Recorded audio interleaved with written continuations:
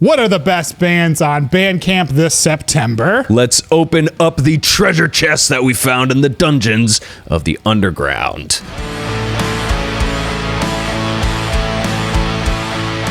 You might recognize this pick from our anticipated albums of September. A lot of the melodic doom and death contenders from this year have been sparse. I really think with Shape of Despair and Dawn of Solace being the top heavy hitters. I'm a melodic doom fan, we both are, so I don't really mind diving into the more average level stuff. So long as the music is interesting, I'll definitely keep it on.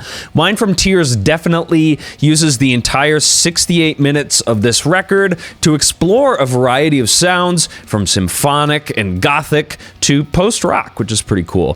Some of the clean vocals are definitely underdeveloped, and the song titles aren't grammatically correct. It's like they ran them through like Google Translate and just like, that's fine.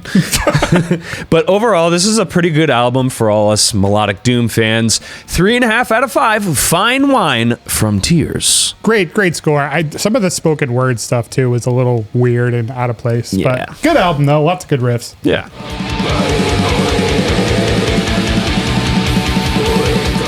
My first pick is Vermilia. Ruska, released 9 September. This album was completely out of nowhere for me. Easily some of the best folk black metal albums of the last couple of years. Finnish-based Vermilia came out swinging with fresh new takes on the folk black metal formula. You can't go wrong with this record for the upcoming autumn season. And I did appreciate the fact that the songs felt tight, cohesive, over the 8-track runtime. The songs flow together perfectly, weaving in and out of ancestral spirits of the woods, dropping some breathtaking moments in the emotional and also catchy songwriting department. If you're looking for some great black metal this fall, this has to go on your list. 4.2 out of 5, Woodland Witches. I am highly intrigued. As we have seen in past episodes, this might end up on one of my best of lists. Well,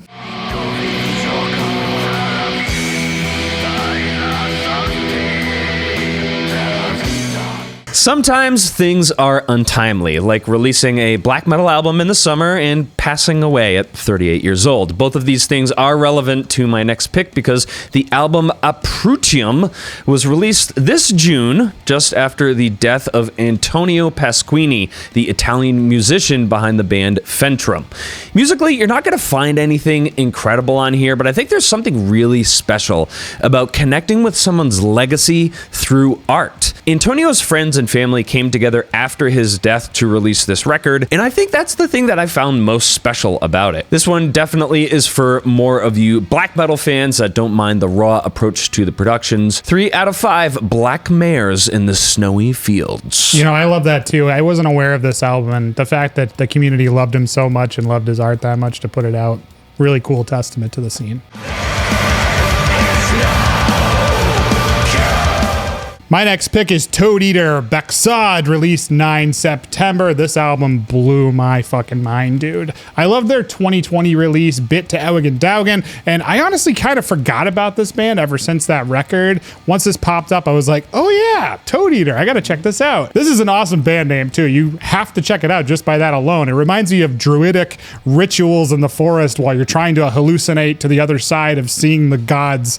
And you know what? The music sounds exactly like that. This is fantastic black metal that is bleak, intense, and miserable. From Germany, you definitely want to check this one out. It's going to definitely go on your playlist for the colder months. 3.8 out of 5, Old Men Peering into Skulls. Didn't even realize these guys had anything out. That's awesome. I'm definitely going to scope this.